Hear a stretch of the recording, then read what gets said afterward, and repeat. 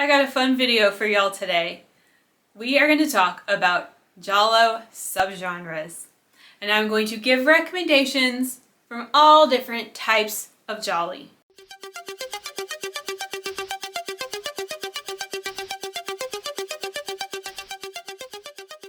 I made up these subgenres for fun. I know there are a ton more we could think of if we wanted to, and I'm going to give a couple of recommendations from all of these subgenres. So these recommendations I'm giving, they are true recommendations from me. Like, I'm not recommending them because they fit into that category. I'm recommending them because I actually like them. All right, let's jump in. Okay, I do have a couple of decade specific subgenres on this list. So if we're talking about 80s gialli, which absolutely differ from 60s and 70s gialli, of course. So for 80s gialli, my recommendations are A Blade in the Dark, which you've probably heard of already. It's a blast. It has super fun violence, great characters. It's fantastic. Another 80s giallo I'm going to recommend is Dial Help, a Deodato film. A lot of people hate it, but I love it, especially for its 80s weirdness. So I think both of those are really, they have a really 80s vibe, but are still enjoyable for me as a giallo fan. The next subgenre I want to mention here is 90s gialli, and I just have one recommendation for you, and that is Fatal Frames. That's because I haven't watched too many 90s gialli yet, but I can say with certainty that Fatal Frames will always be a favorite of mine. It's painfully 90s, but still holds true to a lot of giallo tropes. Some people hate it though, okay? Some people hate it, but I freaking love it. I have a whole video about why I love it if you're interested. Now we're getting into like my made up subgenres, okay? So the next we have the psychological giallo. These are ones that are heavy on the mind games, less about the slashing, more about the mental experience, okay?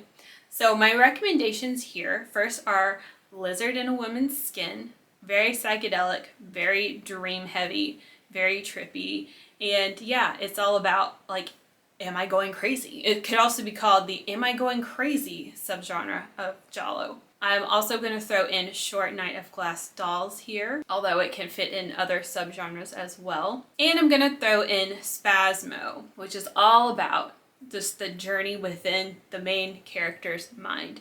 These are all great psychological gialli. I think gialli like this could be considered slow burns and are often light on violence, but these are all bangers, trust me. Next we have the soap opera giallo. The giallo that's like, was this really a giallo? It's just a bunch of drama and romance. A lot of times the soap opera gialli don't really tickle my fancy, because a lot of us are here because we're horror fans, right? But I do have some recommendations for you from the soap opera giallo. One of them is Forbidden Photos of a Lady Above Suspicion, which is strangely probably my second favorite giallo ever. This could technically also be considered perhaps a psychological giallo, but it really has this soap opera drama feel. Despite that, it slaps. The other soap opera giallo I'm going to recommend is Orgasmo, also known as Paranoia. That's a Lindsay film. It is amazing. I loved it. And these are like earlier gialli, you know, so it's before we really got the stylish violence and sleaze. So these are a bit lighter, but still just like so good, so good. The next category is Poliziotteschi Giallo. The Poliziotteschi and the gialli do overlap a lot, but there are some films that just seem like straight up hybrids. So I have two recommendations that I highly recommend in this category. The first is What Have They Done to Your Daughters? Despite the fact that it's very procedural, cop heavy, it still has awesome violence and just a really, really interesting story, kind of along the lines of What Have You Done to Solange. The other giallo I will recommend from this category is Death Occurred Last Night. This was so good. I couldn't believe it. Somehow, it feels like a straight up Poliziotteschi, but somehow just really kept my attention, really kept me engaged. The next category is slasher giallo. Kind of self-explanatory. We know that gialli and slashers have a lot in common. They have influenced each other back and forth, but there are some gialli that just seem like straight up slashers, that to the point where people are correcting each other or arguing with each other on that. But I have several slasher gialli to mention here, although there are several more worth mentioning. But these are going to be my top recommendations, personally. Torso. Wow, I sound a real country. Torso, a Sergio Martino film, obviously. I mean, if the title doesn't tell you enough. Torso has a lot of slasher elements. I think any slasher fan would enjoy it. It's just awesome. You've probably heard of it if you're here now. Next is Fulci's Murder Rock. Very slashery, yet still pretty unique, that there's a lot of dancing. Next is Fulci's New York Ripper.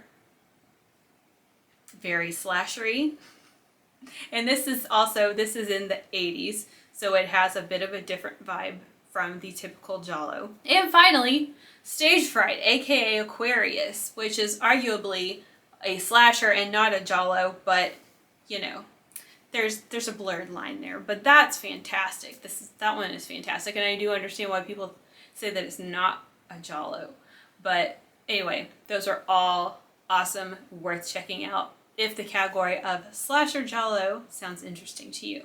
Next is the Overstuffed Giallo. This is kind of a complaint we get, especially when a giallo combines too many different genres into one film, or too many elements, or it is too long. People have said Fatal Frames is overstuffed, for example. But here I am going to recommend Martino's The Scorpion with Two Tails. This giallo is long and it combines a lot of different elements such as adventure, but I thought it was so cool. I thought it was so fun. And if you want an example of a giallo that's just too much, that one's for you. Next is the Trippy 60s giallo. I created this category because of Deadly Sweet. This was super psychedelic rock and roll. It was just so 60s. It was almost too 60s, but it was a really interesting environment to put giallo in. And this film had this degree of absurdity to it. It was almost too artsy, made it just, it was kind of surreal. I don't know. It's trippy 60s, okay? But it was actually really good. I don't know why or how. And then the other one I wanted to throw in here is The Designated Victim. It's not exactly trippy, but it had a really 60s feel. You had hippies everywhere. You had them playing music on the street. And it just had this kind of rock and roll vibe that the gialli of the 70s and on don't typically have. Next is the Rural Giallo, and I do want to stop and direct you to Giallo Submarine's video on his top rural gialli. But here are my recommendations from the Rural Giallo category. Oh, I only have one. Do I only have one? I guess. I think I forgot to put more thought into that one. Anyway, House with Laughing Windows. Of course. It's rustic. It's dusty. It has this like abandoned feeling to it. We don't have the grandeur that we usually get in gialli, but it's still just a really cool movie. Oh, next is the Cult Giallo. And this is kind of spoilery, I guess, so you might want to skip ahead to the next section, because some of these movies you don't know there's a cult involved until you get into the movie. So just keep that in mind as we move forward here. So, recommendations from the Cult Gialli. I have a few. First, The Girl in Room 2A. Super fun, doesn't really get mentioned as often, but is a great example of this cult theme within a giallo. Next is All the Colors of the Dark, of course. I love that movie more and more the more I watch it. This is a Martino film. Hail Satan. And the next one is Doll of Satan, which doesn't get mentioned enough, and I haven't watched it enough. And the other one I want to mention here has already been in another category, but that's Short Night of Glass Dolls. There are surprisingly a lot of cults in jolly. And some of them blur on the line of supernatural. So sometimes the rules do get broken in that jolly have to be logical. I mean, sometimes these cults are actually doing things that aren't logical. Okay, my next category is the destination giallo. These are jolly that take place in not Italy. Well, and like some of them are Spain, some of them are France, some of them are England, but like these are jolly that take us somewhere else. So the first recommendation here, with the highest recommendation, is Tropic of Cancer, starring Anita Strindberg and Anthony Stephan. Takes place in Haiti, and it is awesome. It is so weird. It's so cool. And the other recommendation I want to give here is Death Steps in the Dark, because it takes place in Greece. And that's not too far away, but I just wanted to give another one besides Tropic of Cancer. Death Steps in the Dark is really good, really fun, and it's going to appear in another category later on in the list. The next category is Gothic Giallo. There are plenty of jolly out there that take place in castles, on stormy nights, and foggy woods that just have a general Gothic vibe. However, I'm only going to recommend one to you because it is with the highest recommendation, and that is Murder Obsession. Probably one that could be considered overstuffed as well. But Murder Obsession is just fantastic. We get the castle, we get the thunderstorms, we get things like giant spiders. It's just so great. There are other Gothic jolly that come to mind that I couldn't necessarily recommend to you, such as Seven Deaths in the Cat's Eye or The Night Evelyn Came Out of the Grave, but I do like a Gothic feel within a giallo. Those just don't necessarily end up being my favorite for some reason. But Murder Obsession is great. Okay, the next category is classical giallo. What I mean by that is those early jolly, or even the pre-giallo jolly. So these are the early ones from the 60s that are generally more subdued, a little slower paced, a little lower budget, less flashy than what we tend to think of when we think of jolly. Although these classical jolly, these 60s jolly may seem unappealing, there are some bangers, okay? One being Libido. It's even in black and white, and it is still so cool. It was apparently really low budget as well. I loved Libido, and I had no idea I would. The other classical giallo I want to recommend is Hatchet for the Honeymoon, a Bava film. Yeah, classical is just the best word I can think of to describe it. Although it is pretty innovative, I think it's just a great classical feel and still a really good watch. How many times am I going to say great and really? I'm sorry. The next category, is controversial.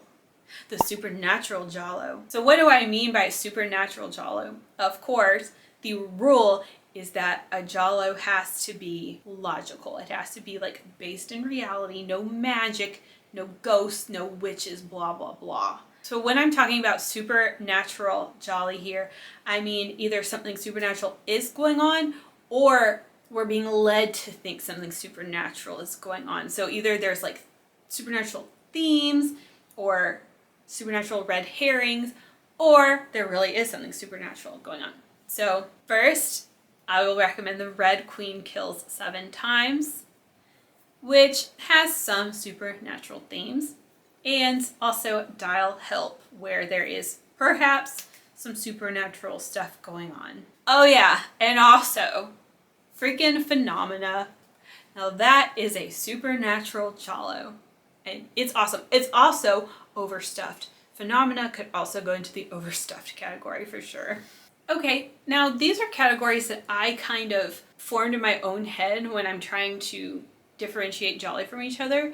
So I always categorize them personally by a masculine giallo or a feminine giallo. Kind of just depending on the overall vibe, who is the protagonist, all those sorts of things. So there are, of course, some that seem way more masculine, such as The House with Laughing Windows, and then some that seem way more feminine, like The Strange Vice of Mrs. Ward. And it's not just because of the protagonist, but some of them just have a more overall masculine or feminine vibe. And I appreciate that in both of those in movies. I like the variety. So my recommendation for a masculine giallo is going to be Black Belly of the Tarantula. My recommendation for the feminine giallo is going to be The Case of the Bloody Iris, which I keep wanting to call Jennifer's Body because the Italian title is like, what are those strange drops of blood all over Jennifer's body? Anyway, so yeah, Black Belly for the boys and Bloody Iris for the girls. Okay, this next category is not meant to be an insult, but it's gialli to sleep to. This is just the gialli that are very atmospheric, very chill, but perhaps they're a slow burn, perhaps they have a little action, and they're just pleasant, but like you could go to sleep. So my first recommendation here is The Possessed from 1965, which could be considered like a pre-giallo, not an actual giallo. But I was watching it while I was going to sleep, and I was like, this is just so nice. Like, it's comforting. It's comfortable and comforting. So that's kind of what I mean by gialli to sleep to. And my other recommendation for gialli to sleep to is Interrobang. It's just kind of slow. They're on the beach and there's lovely music playing and that's pretty much it. So you could definitely sleep to it and you wouldn't really miss anything. But it's very atmospheric. My final category, my final subgenre, I have 18 for some weird reason. It is the funny giallo. There are some funny gialli out there, and I know there are more that I can't think of right now, but the two I'm going to recommend to you are Death Walks at Midnight, because it's just freaking funny, but we've already been over this. And also Death Steps in the Dark, which I know that also appeared in the Destination Giallo category, but Death Steps in the Dark is just freaking funny, and it deserves to be categorized twice. Okay, that wraps it up. There were definitely more that I thought of maybe starting to incorporate, like the Seaside Giallo. That's another category that I kind of just have in my own head. Anyway, now it's up to you. If you have any other ideas for giallo subgenres just for fun, leave them below. If you have any recommendations for the subgenres that I have already listed, leave them below. I hope this was fun. I had a fun time doing it. Now, I have a few other things to go over with you. First of all, Giallo Submarine and I started a Discord for Giallo and Italian film fans. I have linked our Discord below. Come and join us.